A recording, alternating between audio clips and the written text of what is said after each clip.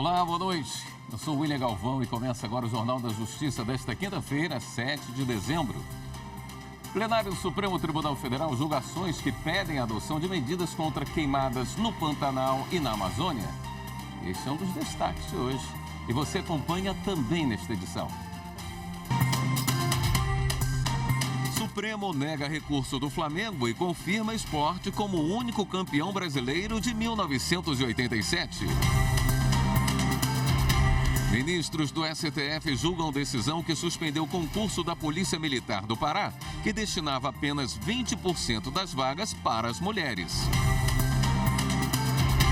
E ainda, Superior Tribunal de Justiça tem 5 votos pela condenação de 3 desembargadores do Tribunal Regional do Trabalho da Primeira Região, acusados de corrupção.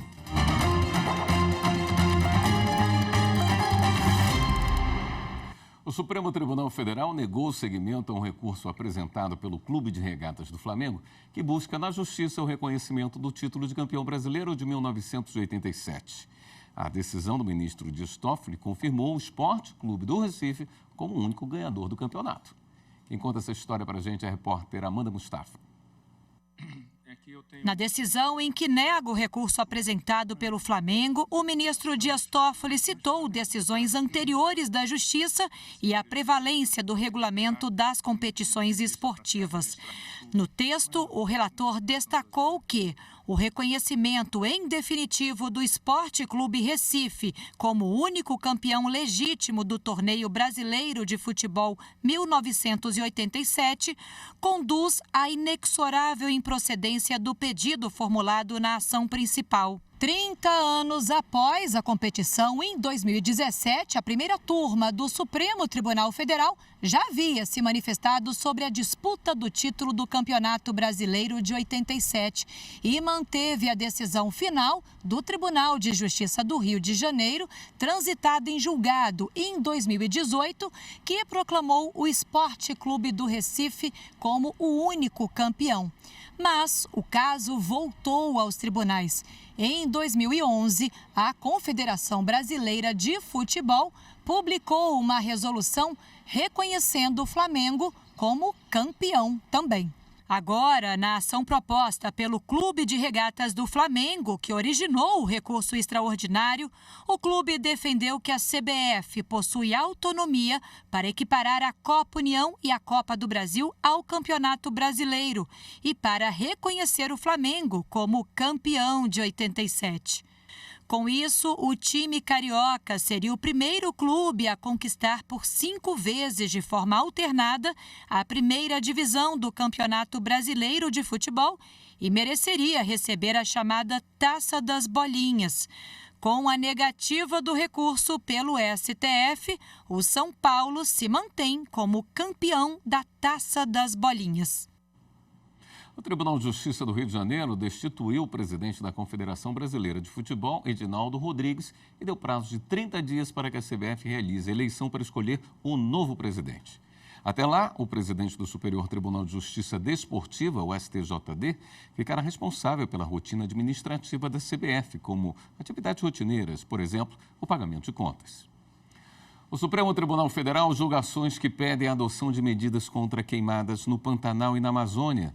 O relator, o ministro André Mendonça. Marta Ferreira acompanhou a sessão e tem mais detalhes. O Pantanal sofre com as queimadas todos os anos. Só para se ter uma ideia, até meados de novembro agora, o fogo já havia consumido mais de 1,2 milhão de hectares do bioma, o triplo do registrado em 2022 inteiro, de acordo com dados do Laboratório de Aplicações de Satélites Ambientais da Universidade Federal do Rio de Janeiro. 4 partidos entraram com ações no Supremo, alegando negligências e omissões do governo no dever constitucional de proteção do meio ambiente. Assim, pedem que a Corte determine ao governo federal, entre outras medidas, a apresentação de plano de prevenção e combate a incêndios no Pantanal e na Amazônia.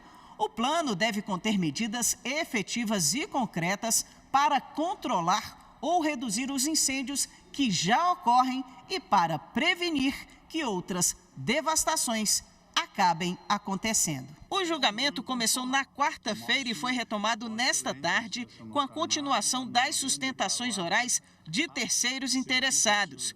O primeiro a se manifestar foi o procurador do estado de Mato Grosso do Sul, que apontou as medidas que o governo estadual tem tomado. E foi assinada uma portaria que tenho aqui agora com a participação da ministra Marina Silva. Foi assinada, foi publicada no Diário Oficial do dia 29 de setembro de 2023, que é a instituição de um grupo de estudo, de trabalho, com participantes do Estado, da União e da sociedade civil. Já entidades de proteção ao meio ambiente afirmaram que não há tempo para erros, não podendo deixar as responsabilidades apenas nas mãos de determinados agentes públicos. A ciência já nos deu suficientes provas, e aí apostarmos na sorte ou apostarmos em mudanças no ritmo da natureza não é uma atitude responsável. A atitude responsável é tratar do problema com seu senso de urgência. E o papel do tribunal pode ser, senhor ministro Fux, a capacidade de colaborar também com os agentes públicos que têm demonstrado apreço à ciência, que têm demonstrado vontade e predileção para enfrentar o problema. Então, o que eu quero chamar a atenção aqui é que, se nós estamos apontando que há um estado de coisas inconstitucional por conta de uma falha nas políticas públicas, nós precisamos levar em consideração o que efetivamente está sendo feito e quais são as ações tomadas pela administração pública e demais responsáveis para resolver essa situação. E eu posso garantir que sem pessoas e sem dinheiro não é possível que qualquer coisa seja feita. A Procuradora-Geral da República em exercício, Eliseta Ramos, reafirmou a necessidade de intervir na realidade ambiental. A reversão de uma crise ambiental ensejadora da declaração de um estado de coisas inconstitucional em matéria ambiental, formado ao longo de uma história de negligência no tratamento da questão, demanda esforços contínuos e tempo para sua superação. Depois, o julgamento foi suspenso e será retomado em outra data com o voto do relator, o ministro André Mendonça, e dos demais ministros. O STF também começou a julgar um pedido de regulamentação da exploração de recursos do Pantanal mato-grossense. A repórter Marta Ferreira acompanhou e tem mais informações para a gente. Boa noite, Marta. Boa noite, William. Boa noite a todos. Essa ação, ela foi proposta pelo então Procurador-Geral da República, Augusto Aras, apontando a demora do Congresso em regulamentar dispositivo que assegure a preservação do bioma Pantanal.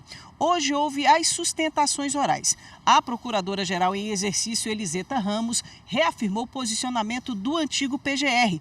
Já outras partes interessadas nessa ação divergiram desse posicionamento, alegando que o Código Florestal já engloba essa questão de preservação do Pantanal e, por isso, não haveria omissão legislativa. Depois dessas sustentações orais, o julgamento foi suspenso e será retomado em uma outra data que ainda será definida. O relator dessa ação é o ministro André Mendonça. William. Obrigado, Marta. O Supremo Tribunal Federal suspendeu de forma liminar um concurso para a Polícia Militar do Pará por desigualdade de gênero. O edital reservava apenas 1/5 das vagas para as mulheres. O julgamento segue do plenário virtual. Reportagem de Renato Rosa. Basta olhar a formação da Polícia Militar. As mulheres ainda são minoria na carreira.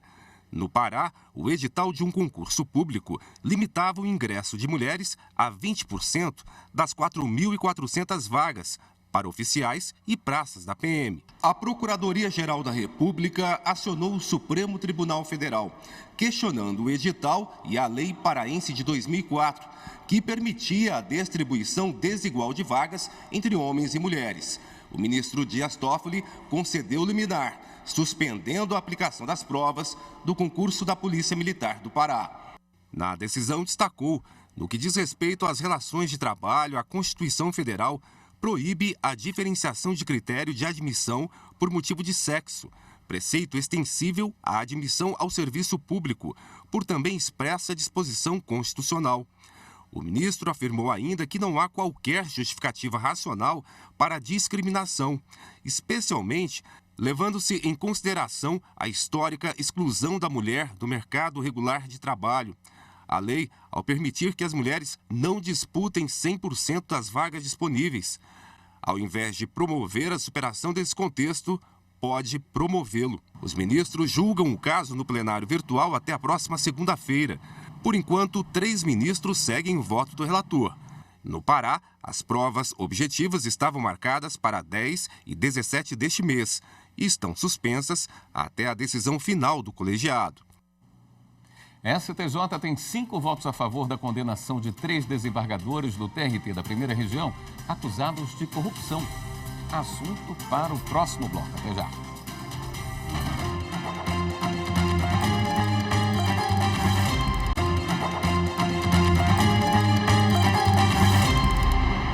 A Corte Especial do STJ tem 5 votos pela condenação de 3 desembargadores do Tribunal Regional do Trabalho da Primeira Região acusados de corrupção. Quem tem as informações é a repórter Kátia Gomes. A Corte Especial do Superior Tribunal de Justiça iniciou o julgamento dos 4 desembargadores acusados pela suposta participação em grupo criminoso que, em troca de propina, atuaria para incluir empresas e organizações sociais em plano especial de execução da Justiça do Trabalho. No julgamento do caso, a relatora ministra Nancy Andrighi votou pela condenação dos desembargadores Marcos Pinto da Cruz, José da Fonseca Martins Júnior e Fernando Antônio Zorzenon da Silva e pela absolvição do desembargador Antônio Carlos de Azevedo Rodrigues. A ministra Nancy Andrighi votou por condenar Marcos Pinto a 20 anos e 3 meses de reclusão em regime inicial fechado pelos crimes de associação criminosa, peculato, corrupção passiva e ativa e lavagem de dinheiro. No caso de José da Fonseca, a pena foi de 16 anos e 3 meses de reclusão. E Fernando Antônio Zorzenon, de 10 anos e 5 meses de reclusão. A ministra também votou pela decretação da perda do cargo público dos 3 magistrados. Os ministros Humberto Martins, Francisco Falcão, Luiz Felipe Salomão e a ministra Suzete Magalhães acompanharam o voto da relatora. O julgamento foi suspenso após o pedido de vista do ministro Og Fernandes. Devido à suspensão, a Corte decidiu prorrogar o afastamento cautelar dos desembargadores Marcos Pinto da Cruz, José da Fonseca Martins Júnior e Fernando Antônio Zorzenon da Silva até o fim do julgamento. Decisão que não foi estendida ao desembargador Antônio Carlos de Azevedo Rodrigues. Termina hoje o seminário Justiça Restaurativa, uma alternativa ao sistema prisional, realizado pelo Tribunal de Justiça de Minas Gerais. O ministro do Superior Tribunal de Justiça, Luiz Felipe Vieira de Mello, que é coordenador do Comitê Gestor de Justiça Restaurativa do CNJ, foi homenageado. Confira na reportagem de Kátia Matos. O ministro participou virtualmente do evento. Ele deixa, neste fim de ano, a coordenação do comitê, onde atuou por 2 anos na construção da justiça restaurativa no país. Acho que os homens não são dignos de homenagens no cumprimento dos seus trabalhos, mas as amizades fazem com que nós continuemos a caminhar com coragem, com sonhos e, sobretudo, com tantos afetos. É um homem de muita sensibilidade, de muito acolhimento, de muita percepção. É um homem que tem um olhar voltado para o social. Então, essa vinculação dele à justiça restaurativa demonstra exatamente isso, que é um magistrado além do seu tempo. Aquele que, na verdade, prega uma justiça mais leve, mais acolhedora e mais pacificadora. A desembargadora Ana Paula Nanete Caixeta, 3ª vice-presidente do TJMG, abriu o ciclo de palestras. A estruturação da justiça restaurativa deve estar conectada com as iniciativas dos demais poderes, a fim de se promover a recuperação das pessoas, bem como permitir a reparação dos danos que ocorra de forma ampla e efetiva. Ao falarmos de recuperação das pessoas e restabelecimento dos laços, estamos proclamando a crença intrínseca de que a punição por si só não é a resposta. A verdadeira resposta reside na compreensão, no diálogo e na restauração do tecido social. O juiz auxiliar da presidência do CNJ e coordenador do Departamento de Monitoramento e Fiscalização do Sistema Carcerário, Luiz Lanfredi, disse que onde a justiça restaurativa é aplicada, os resultados são visíveis. Nós temos nas práticas dos circuitos e nas metodologias restaurativas o restabelecimento da ordem social fraturada e, sobretudo, dos encaminhamentos pela harmonia social, na perspectiva de que as partes encontrem realmente o melhor arranjo, a melhor solução e que isso não dependa de uma justiça estatalizada, burocratizada, pesada, mas que isso se faça efetivamente com a composição das partes, o que traz efetivamente uma sensação de realização da justiça em sua maior plenitude. Estudantes do curso de Direito da Universidade do Estado de Mato Grosso, a UNEMAT, participaram do projeto Nosso Judiciário, que serve de ponte entre a justiça e a sociedade. Eles conheceram vários setores do TJ do Estado e quem mostra como foi a repórter Eli Cristina Azevedo. O projeto Nosso Judiciário encerrou a programação 2023 de visitas de faculdades com os acadêmicos do 1º ao 10º semestres de Direito da Universidade Estadual de Mato Grosso, UNEMAT, campus Diamantino. Eles viajaram 180 quilômetros para conhecer o funcionamento da Corte Estadual. Pelo projeto, que serve de ponte entre justiça e sociedade, os acadêmicos assistiram sessão de julgamento da Câmara de Direito Privado e puderam ouvir sustentações orais dos advogados. Realmente é uma oportunidade de vivenciar na prática aquilo que nós ensinamos na teoria dentro da sala de aula.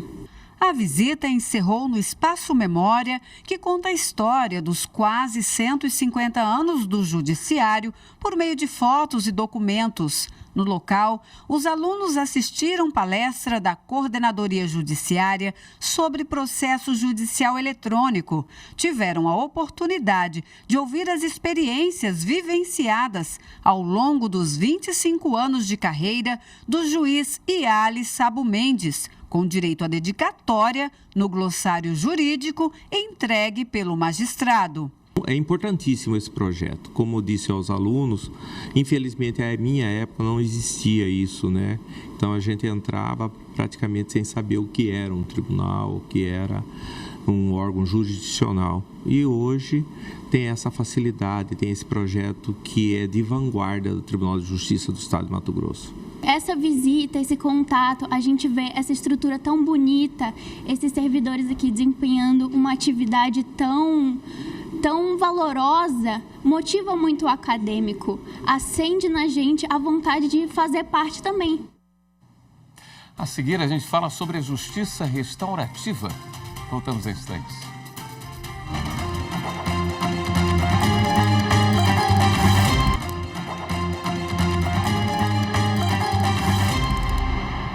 O Tribunal Superior Eleitoral condenou na sessão plenária desta quinta-feira o Diretório Municipal do MDB de Traipu, em Alagoas, por fraude à cota de gênero.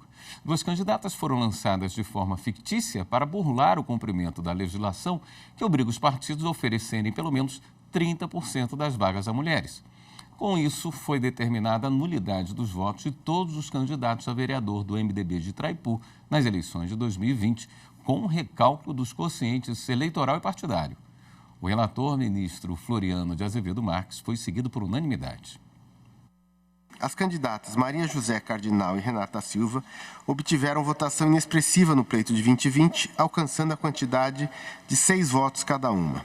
A candidata Maria José realizou tímida campanha eleitoral, enquanto Renata da Silva não realizou sequer atos de campanha eleitoral. Foram registrados gastos diminutos com material de propaganda realizados pela candidata Maria José Cardinal, no valor de R$ 795, ao passo que a candidata Renata da Silva não demonstrou sequer a confecção de material de campanha. E, por fim, foi apresentada a prestação de contas da candidata Renata da Silva sem nenhuma movimentação financeira. Recentemente, o Supremo Tribunal Federal fixou tese que abre a possibilidade de que contribuições sindicais passem a ocorrer por meio de negociações coletivas, desde que assegurados os direitos dos trabalhadores não sindicalizados. Repórter Daniel Vasques. A população que trabalha rompeu em outubro deste ano a barreira dos 100 milhões de pessoas ocupadas, segundo o IBGE. A marca histórica foi atingida pela primeira vez desde que o índice começou a ser medido. Se, por um lado, o número de trabalhadores aumenta, o de sindicalizados está em queda. Em 10 anos, o Brasil perdeu mais de 5 milhões de trabalhadores filiados a algum sindicato. O declínio se acentuou após a reforma trabalhista, aprovada em 2017 e que acabou com a obrigatoriedade do imposto sindical. A arrecadação das entidades sindicais caiu de 3 bilhões de reais em 2017, ano da reforma, para pouco mais de 65 milhões em 2021, uma queda de 97%. Recentemente, o Supremo Tribunal Federal fixou tese que abre a possibilidade de que as contribuições sindicais passem a ocorrer por meio de negociações coletivas, desde que assegurados os direitos dos trabalhadores não sindicalizados. Na abertura do Congresso de Direito Coletivo do Trabalho, o presidente do TST, ministro Lélio Bentes Corrêa, afirmou que a atuação sindical e o diálogo entre as partes é essencial para o pleno exercício da democracia e destacou a atuação da Corte Trabalhista na mediação dos acordos coletivos.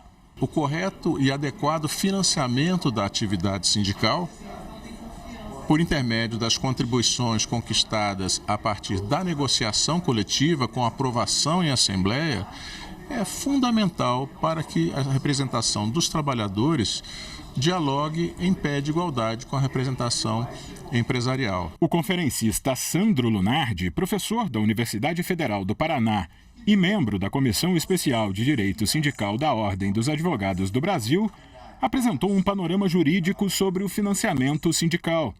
De acordo com ele, a decisão do STF traz segurança jurídica aos contratantes coletivos. Os trabalhadores sabem que devem contribuir para o sindicato e ainda têm o direito de oposição, mas as empresas, por outro lado, também têm a segurança jurídica de que não serão acionadas e buscando a devolução de desconto. Todos ficam mais seguros com esse novo posicionamento do Supremo Tribunal Federal. Palestrante da mesa Parâmetros do Financiamento Sindical Democrático, o diretor da ENAMAT, ministro Maurício Godinho Delgado, afirmou que a decisão do Supremo corrige uma distorção histórica, uma vez que até então a jurisprudência da Corte Trabalhista era contrária à extensão das contribuições aprovadas em convenções coletivas a trabalhadores não associados. Isso significa que, então, um associado, ele está mantendo o sindicato ao longo do tempo, de maneira a fazer com que o sindicato exista e possa entrar numa negociação coletiva e que seja vantajosa para os trabalhadores. Decano do Conselho Consultivo da ENAMAT, o ministro José Roberto Pimenta afirmou que a decisão do STF restabelece o equilíbrio entre empresas e trabalhadores. Sem sindicatos fortes não há democracia, não há Estado democrático de direito. E a própria Constituição assegura o primado do valor trabalho ao lado do valor da livre iniciativa. Nós temos tido muito sucesso na mediação desses conflitos, tanto coletivos quanto individuais. O tema da contribuição assistencial é um tema para ser negociado diretamente entre as partes. Esta edição do Jornal da Justiça fica por aqui. Obrigado pela companhia. Uma ótima noite para você.